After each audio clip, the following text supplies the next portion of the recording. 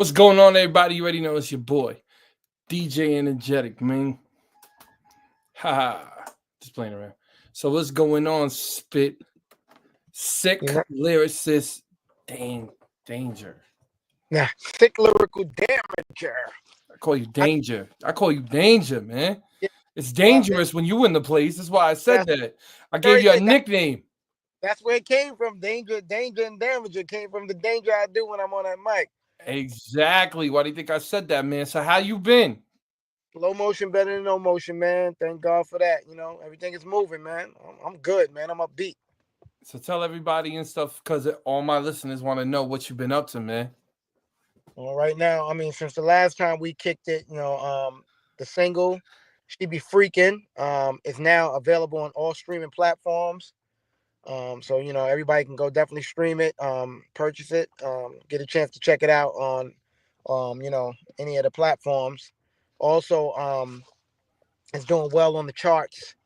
Um, it's 24 on the NACC college radio charts, top 30 hip hop, which is a big accomplishment for a single, and within a short amount of time. So I'm proud of that, and been doing a lot of interviews, just and streams. The streams are picking up. So I'm feeling good, man. I'm feeling real good. So talk to everybody about, because a lot of times it it's it's a lot different, because I always tell everybody, man, but nobody want to listen to me. I say go on college radio. Especially if you're young, go on college radio, because I feel like that's where your fan, like a lot of the real hip hop and the young guys coming up, I feel like that's where their fan base really can start. You know what I mean? Yes, yes. I mean, college radio. I mean, listen. If you're a new artist, you're not on a major label. You need to get your song on radio. It don't have to be commercial radio. College radio is a great avenue, a great conduit. There's a lot of young people who, for the first time, want to hear some new music, and they'll give it a chance because they look at it like, if you're just on the radio, people don't realize that on the radio, internet radio, college radio, satellite radio, it's radio. Your song is being spun, played, and appreciated. You got to take advantage of that. So don't always look at it like, oh no, I'm not gonna do college radio because it's not it's below me. No, it's not below nobody. College radio is the mecca. It's the start. It's like you working your way up to college. You're in high school. Then you go to college. Absolutely, man. But what I was getting the point as well, you know what I'm saying, is you see yourself basically having a crazy fan base just off of college, correct? Of course, man. Look, I'm telling you, man. That 800 a calculation of 800 radio stations, whether it's college, internet, or satellite, and to be number 24 on the top hip hop 30 for 2 weeks in a row, man. Listen, I love college radio, man. It's definitely a great conduit. So where would you say your fan base, like in college radio, right? Because I do a lot of I do a lot of with the media based stations, right? For the difference between the college charts and the media chart. But I keep telling everybody the same exact thing. I say, brother, I said the college charts are very important. And everybody wants to get on like the top four. And I'm like, bro, you can't get on certain stations because it Mhm. costs a lot of money. Or gun bread, at least with the college, and people don't. Here's the mistake people don't understand. On college radio, it's easier to submit your music to college radio stations, but it is not easy to get charted. Not at all. Don't make that mistake. People think that, oh, college radio, all you got to do is you just go in there. They're going to chart you, man. Come on. Because no, it's hard to get charted on college radio. I But believe it. it's easy to submit your music, but it's hard to get charted. They'll give you a chance, but to get charted, it's not a chance after that. That means they're feeling you. Absolutely, man. To be in the 30th, think about that. That's 50 something states, man. To be number 30 in 50 states. Yeah. The top hip hop 30 on the end. And people don't realize that that's the college, that's the billboard of college. Say it again. That's the what? That's the billboard of college. That's what I keep telling all you listeners out here, man. I think the most important thing, and I always tell everybody this, is go through the college circuit first because your Yes, fan base will grow with you. yes, it will grow with you, and then it's you gonna grow with you. So, and then the major radio stations or labels or promoters or influencers, they're looking at the college radio. They want to see who's hot. Oh snap! Oh snap. No, Wow. No, okay. Let me see what's up with this dude or this girl. So it's definitely you need to get on it. I mean, get on it. Don't play around, man. You got music out. What you gonna do? Sit on it and hope that you're gonna get on a major radio station? No, don't do that. Stay absolutely. stay active. Keep promoting yourself. Do everything you can to get yourself out there to the audience. That's the audience is there. You just gotta reach them. Absolutely. Like I tell everybody, man, best way to honestly promote yourself again, man, and I don't care what anybody says, is college radio. And Easiest I'm way, and being an artist, you will have your fan base grow with you. very very appreciative and humbled that the song is doing so well on college radio. And I mean, every day, literally, I'm not exaggerating, for the last month, literally every day or every other day, I'm getting added to a station chart or something. They sending me this, you added this, we love this. So I'm just like, wow. It's always great to see that, man, because your legacy is amazing as an artist as well. And what gets me always going, like, man, is that if I'm correct too, man, you've been on like Power 105 and Hot 97 back in the day. Yeah, So you they definitely.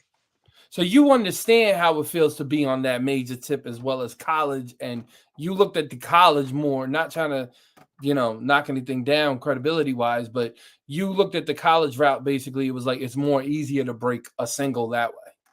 I started on the college route with Stretch and Barbito and Okay. DJ Mecca, and that's the original 89.9 and 90.3. I started there. All of us, the Wu Tang and Buster and everybody, Jay, everybody started on the college charts because back then radio stations was not playing you unless you was on a major label. 100%. That is so ill, man. To hear those legendary names that you were behind, man, it's just I still go woof. Every time we talk, ladies and gentlemen, I always become a bigger fan of this man because to the young guys, you guys gotta learn your OGs, the legends, people before you, and still pushing it.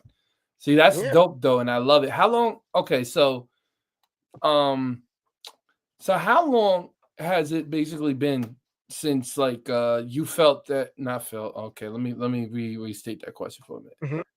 How long has it been since you've been like really thinking about not really thinking about the major stations, Mhm. but like say I'm an artist, right? And I go, nah, I don't want to do college, right? I want to Right. go to Hot 97 and stuff like that. Or I want to Mhm. go to Power 105. Like let's just say like the top 40 stations, right? Because I always try to tell the listeners and anybody that's listening, man, is I feel like college is more important than getting on those stations because you got to build up a fan base. That I mean, it's simple. If you come into a business, this is a business, the music business, you can't just go straight from an infant stage to a grown man or a grown woman. If you do that, you're skipping all of that process in between that's teaching you and helping you learn how radio works and how to promote yourself and sharpening your skills as an artist and developing studio abilities and vocal abilities and all these things that you need to go through. If you skip all that, you're not going to be a good artist. So the artists that have to go through that boot camp, that's what I call starting, going through college radio, that's the boot camp. You need the boot camp. The boot camp is going to make you make very good music. That's why we're saturated with a lot of bad music, because not bad artists, bad music, because they don't know how to do it. They didn't go through the boot camp. I'm not gonna lie to you, man. I'm really not, and everybody's getting crazy over this whole thing with the Super Bowl and all these cats, man. I'm like, I'm a New York cat, so when I look at that, I look at it like, bro. To me, it just doesn't. I'm the type of person to be like, just put it on wax and see what you got. We don't need all the antes and all the whistles and bells. You know what I'm saying? You didn't see that with L. You didn't see that with cannabis. All it No, was straight up dudes just went right into the studio and seeing which one they can lock in and really go after. yeah, definitely. I mean, learn on the job. But what I'm saying is that being that you're learning on the job, while you're learning on the job, you need to, because there's a business and you can't just go make music and just say, oh, I'm just going to do music. You know how many people did that back in the days and they're broke? They don't have, they done lost their publishing. They didn't know how to do anything because they didn't go through that boot camp. And when you go through the boot camp, it's for your business side, not the music side, more than the business side of it. Because these artists, as the business grew, artists has grown. So I don't want to see young artists get into a business and get used and abused and don't make no money, and everybody's making money off their talent and their abilities, and they're not. No, absolutely. I definitely So understand I that. just say go through the boot camp, learn the business, do great music, just do whatever comes to your heart. Do that, but make sure that you understand that this is a business. And if you don't take care of your business, just like in anything you're doing in life, you're going to be on the outside looking in. No, man, definitely understand that. Definitely could see that inside the aspects of music. I look at this like this, man. It's a business, like you said, but a lot of people look at it more of being a look, or let's not really lie about this because we can be honest with each other. A lot of Hmm. people do it. A lot of guys do this just to get the girls or just to get Yep. seen and the clout. But then when you're really in it, you really understand, like, hey, man, like you got to make money out of this, and there's so many people watching to see what you're gonna come up with. You no, you're 1,000% right. Because there's no, when I started doing music, I wasn't even thinking about money at all. It was about how when I rap that I wanted people to say, "Yo, he's dope. He got skills." That's all I cared about. If you said that, I was good. Same here. I remember when we used to be in the Scythe, and Yeah. it's so different in our time because in our time there'd be about 30 to 40 MCs Oh, just listen, coming out of the the woodworks. legendary ciphers: me, Big L, Biggie, Percy P, Lord Finesse, Diamond D, AG. And we had some ciphers. Big L. The ciphers we used to have, man, like you could not get in those ciphers if you didn't have skills. You would, they will tell you, nope, not you can't get in here. Go to the little boy cipher over there. That's where the little boy cipher is. You can't get in the big boy cipher unless you had skills. I miss, you know what I miss though? I miss the days of it used to be, and I always tell when the guys ask me, the young cats, they're like, how hard was it back in your day? I'm like, bro, you had to go through one safe to get to the next safe to come to the main safe. So And I that's was what. four safes because homeboy would test you and stuff like that. So he'd be like, all right, oh, okay, all right. And then you would get to the main site and then you would show what the hell you had to do. Just like back in the day, man, with the labels.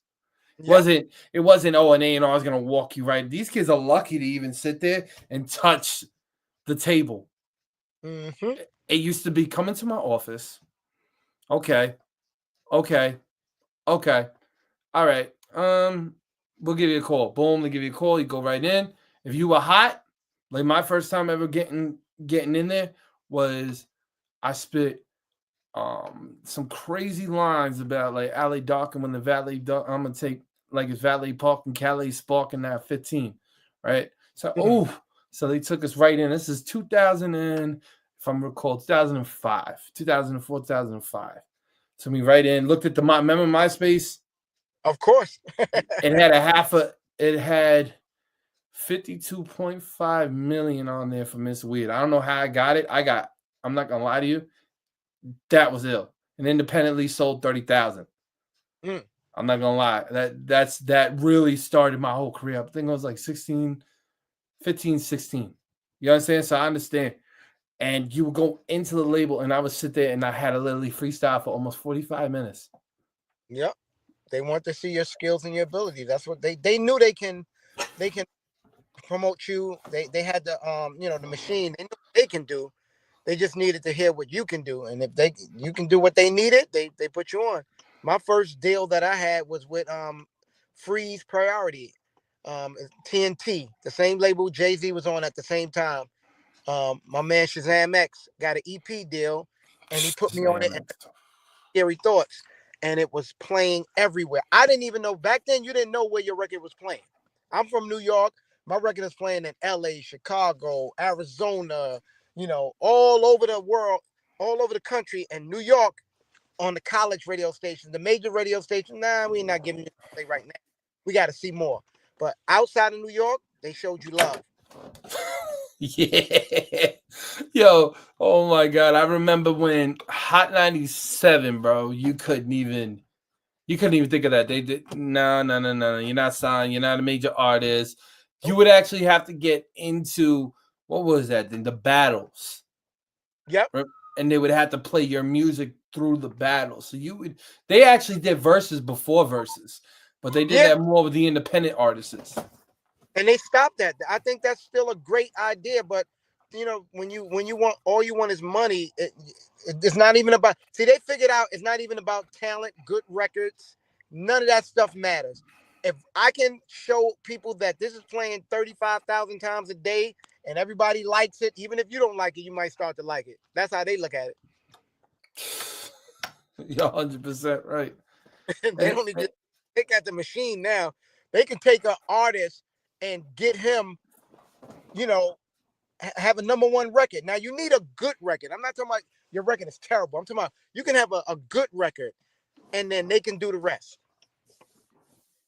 absolutely. And I feel like what they do, I feel like it's just trickery now. It's not even because like you got to become a product right in front of everybody. It's not like years ago or everything was hidden. What you would do with your family was hidden. Come on, bro. We didn't even know any of these dudes' houses for real. Cribs Yep. lied even about their houses. Oh yeah, they was lying their butts off. You know what was funny? Did you ever watch that Nelly one? And then you'd be like, why does he have a fish tank like that? And it was like, you know what I'm saying? Like, this is like a white, and like, no offense, but this is like a Caucasian man millionaire house. Yeah, they all admitted. Most of them lied. Like Redman probably the only one that was real. Like this is my house straight up. Hit these two things right here to ring the doorbell. And what's crazy is though, these dudes weren't getting small checks neither. So No. you would like see it because I remember Murray got locked up, came out, and got $2.8 million from Def Jam. Yep. And that Now was they with wasn't two getting no small guys. checks. It's just that, like I just said, the business side, they didn't know how to handle that side, so they ran through that money like a marathon or a sprint. Yeah, but that's what it was made for. You know that. Yeah, but that's what it was. Like they actually convinced us that to to be a certain image is more important than handling your business. And that's why they did it with MTV Cribs. They said people will buy your image before they buy you. And you know what's crazy Absolutely. now? People are buying you and not your image. People who they can connect with, the fans can connect with, feel like they're close to them. They sell more records than people who are out there trying to still contend with an image. That's why people got fan bases, because fan bases know you. I, you're 100% right on that. But I wish, honest to God, I wish and everybody's gonna say I'm biased, come from New York. I wish New York get more shine. We don't get enough shine, man. Like now, I have a record that is doing very well all across the country. You you would think, oh, he's from New York. Let me like, what I'm saying? Like the DJ's got it. Let's show this man some love. He's from New York. He's from the Bronx, BX, the Mecca. Let's show him some love. It, it, it's The reason why I'm gonna say that is because look what we have. We have people that want to be a different sound and what we know. Like where I'm from, originators, creators. Mm-hmm. I'm not from where I want to jack his style or his movement, or he down south, or he from Toronto, or he's from the West Coast. It's like I don't like these dudes come up to me like, "Yo, play my record." So I listen to it and I go, "It's cool," and they're like, "Oh, it's gonna be popping out here in New York." I'm like, "Yeah," but then like if I take it to like Chicago or Mm-hmm. Miami or Indiana or any other place I'm at, they're gonna be like, "Yo, son, he fronting. That's not him. He ain't Mm-hmm. from out here, shorty." Or Broly, he ain't from out here. So I don't know if they understand that. Well, I mean, everybody, like I said, people want to, they want to get noticed. They want to sell records. They want to be, in the spotlight. And there's nothing wrong with that. But just do what you do. Like back in the days, the reason the albums were so good from these artists, classic albums, like you could listen to 9 out of 10 songs on the album. One, they didn't have 100 songs on the album. They probably had 9 to 10 songs on the album. 9 to 10 songs, and they were like, man, we can go through the albums from Coogee Rap to Rakim to, Carrots One to Jay Z to Big. Like the albums was like it's a different era because, like I said, these guys was closer to the streets. They knew they did what they wanted to do, and the labels rolled with it. And they all of them admit once the labels started dictating how things should be, that's when you know albums started getting watered down, probably selling more, but not where it was. 150% on that. 150% on that. Because like why would you want to buy somebody's style that's the same? Like, well, they all have the same storyline. I'm a millionaire. I bag Yeah. chicks in clubs. I get this. So, like, when you're trying to go this way with it, they confuse you to go backwards with it.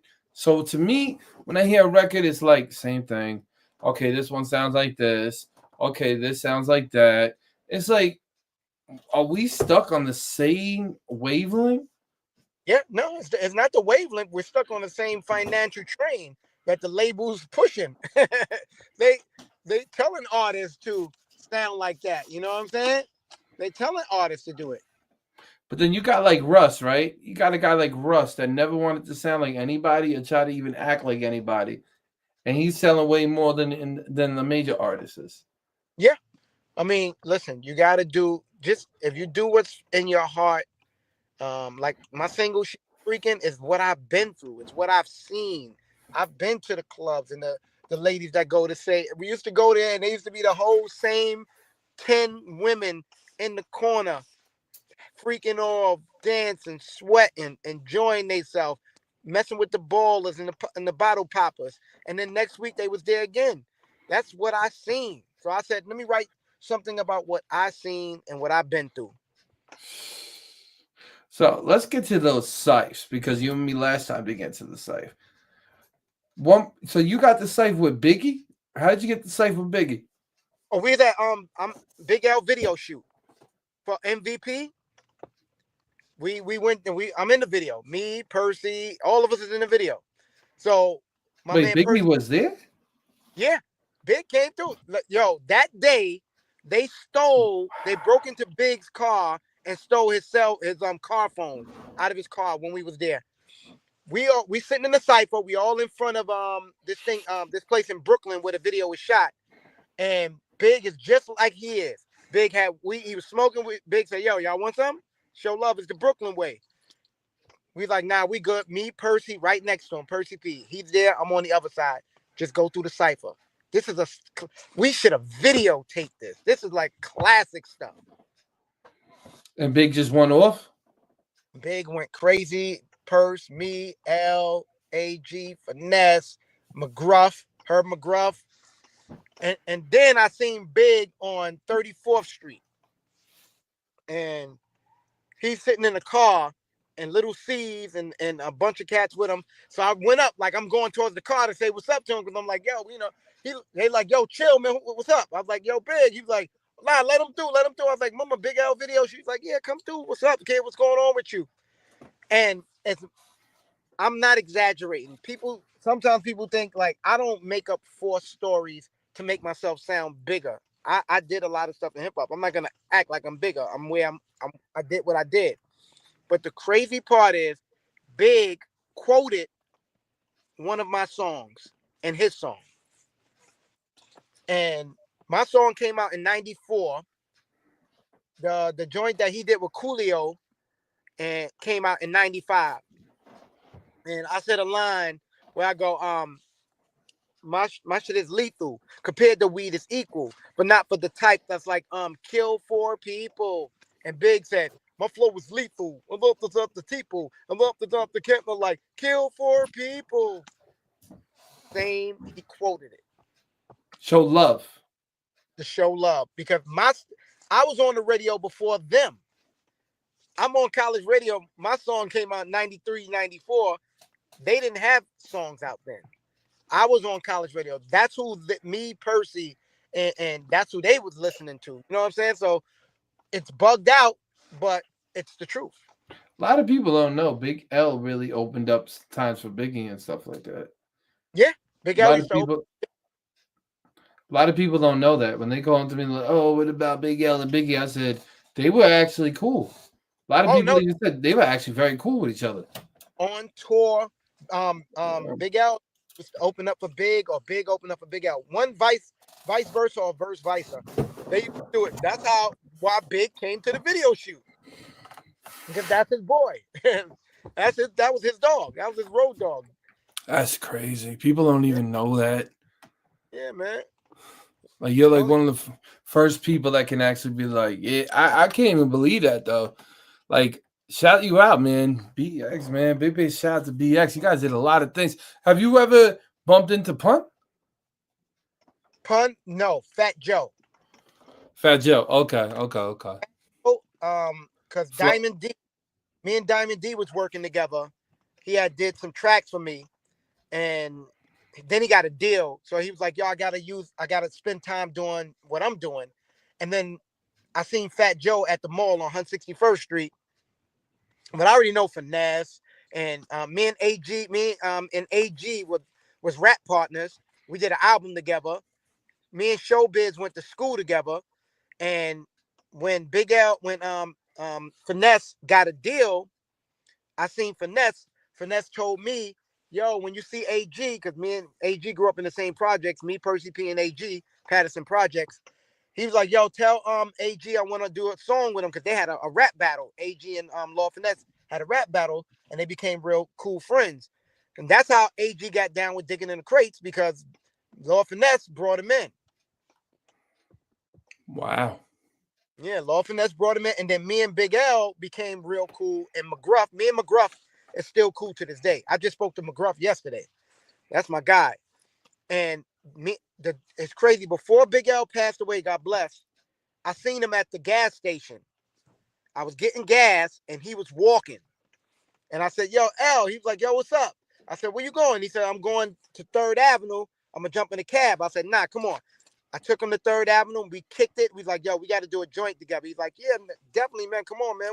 I told you this already." I was like, "Yeah, he did." I was like, "You're right. My fault. We're gonna get it together." And then he passed away. That day when he was going to the studio. Yeah, man, it's crazy, man. So that was he was lyrically blessed, man. That guy was no joke, man. Nasty. Yeah, man. Seen him one That's time when I was a kid. That was it. But other than that, I wasn't around him like that. yeah. That's crazy. I never met Pun, but everybody else, I never met Pun. Pun was, whew, He was just out of there. yeah. Pun was a vicious rapper. His lyrics are like he was. I mean, he definitely put the Boricuas on his back. Fat Joe and Beat Nuts and them, kind of started it, and you can go a little further back, but I'm gonna go with Fat Joe and Beat Nuts, and then Big Pun took it to another level, and for the Boricua. So big shout out to Never got back to that level. I'm sorry, but yeah, never got back to that yeah. level Yeah. with one. Listen, that guy was one in a million, man. Like it's gonna be hard. He's a one off. His baby, his son, man. His son. Yeah, son is nice. I heard him look like see, but you know it's hard, man. Like you can never follow behind somebody. Like it's like being Jordan's son, There you right? go. You just it doesn't matter how good you are. You're never gonna be Jordan, and they're never gonna look at you. They're gonna always be like, "Well, you should be better than your dad." Like, no, I'm not gonna be better than my dad. I'm gonna be me. I'm gonna be who I am. But they're not gonna treat. Look at Bronny James. Yeah, they're never gonna treat him. You either gonna exceed your dad, like because they wasn't the greatest basketball players, like a Kobe Bryant father wasn't the greatest, or a Steph Curry father wasn't the greatest. So they can exceed that. Who's gonna exceed? How you gonna be a kid and exceed LeBron or exceed Jordan? It's just probably it's not I'm gonna gonna tell happen. you one thing though, man. I wish I would have seen Kobe Bryant's daughter Yeah, that when that in the tragedy happened, WNBA. yeah, when that tragedy happened, when I heard that, I was praying that his daughter wasn't on that plane with him, man. And then when they said it, I was like, man, I don't know, man. That was just that was some oof, that was a day, boy. So my question to you: where were you when you found out Big L passed away? In Patterson Projects, me and AG. Yep, and we was I seen AG and Party Artie, Mama Party Artie. Rest in peace. Rest in peace, Party Artie, and D Flow, Party Artie, AG, and we was all like, damn, man, and the news came down like a ton of bricks on everybody, man. Wow. So you guys heard it at the same time?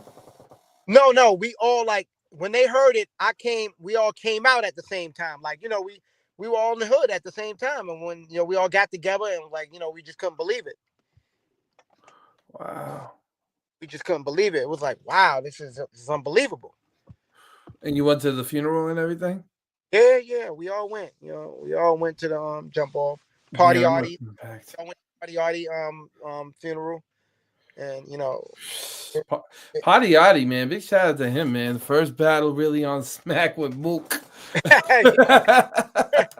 When Mook had the little thing like this and he's going off. yeah, man. And I did we did this joint called The Bronx is Back. Me, Party Artie, my man C Lord who passed away, Cream Dot, and my man Naps. We all did that, like, cause Party was doing a bunch of stuff, man. He was putting albums together and songs together. Cause Party, a lot of people know Party engineered.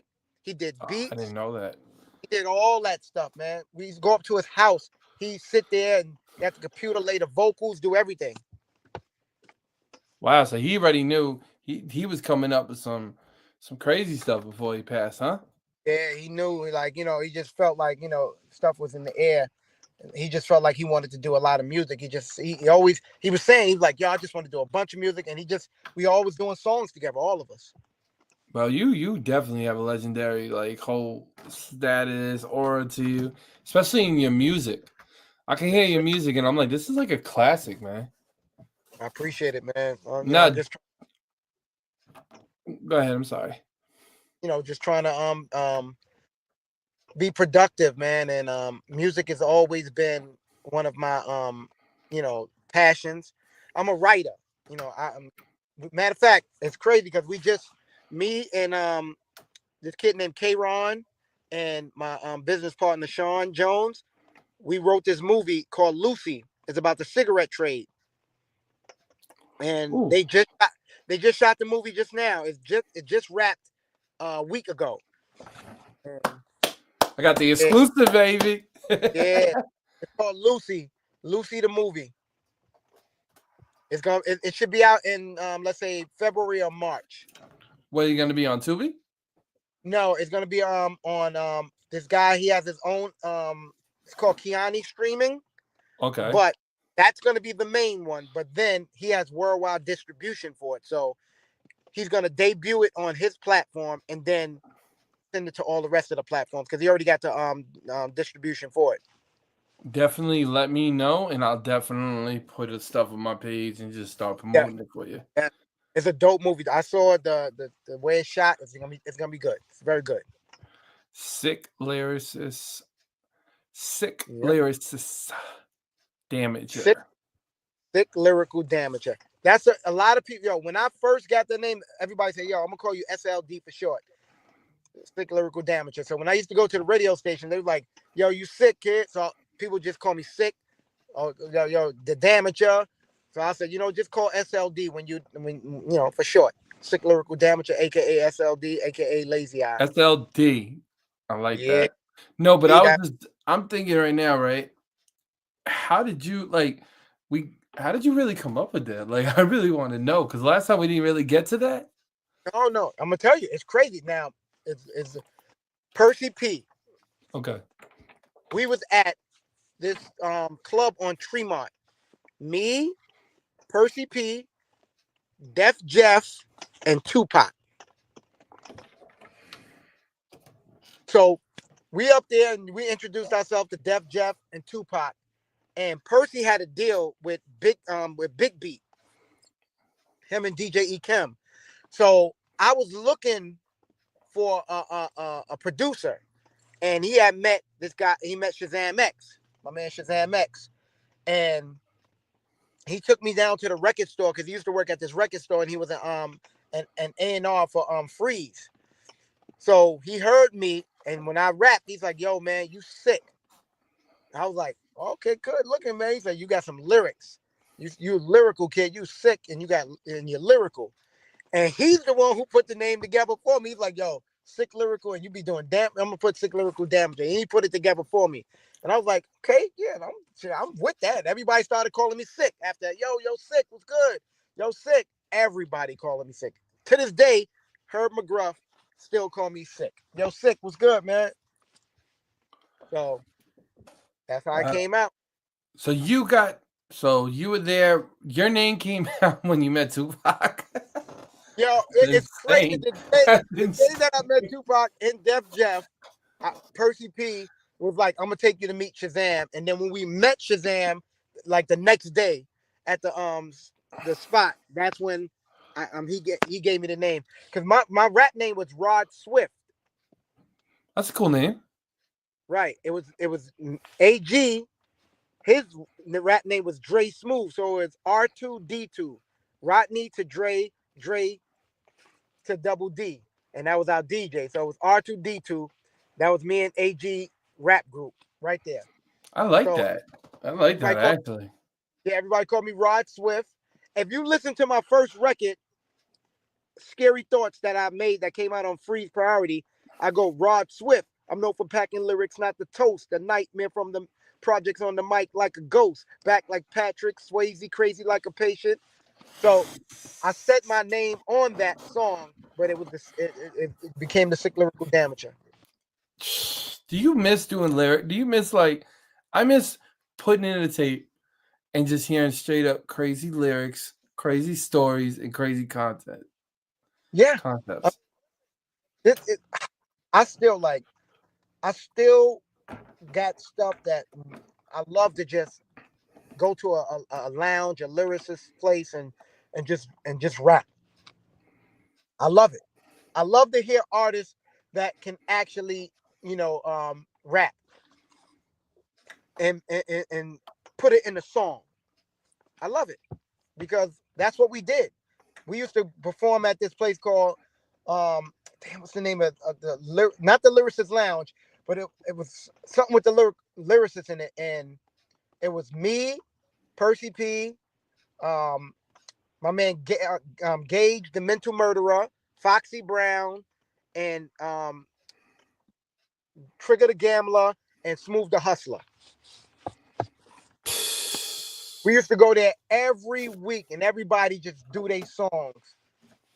And Foxy was mad young. She shouldn't even been in that club at that age. Crazy lyricist. Yeah, but she used to come in there and do her thing, man.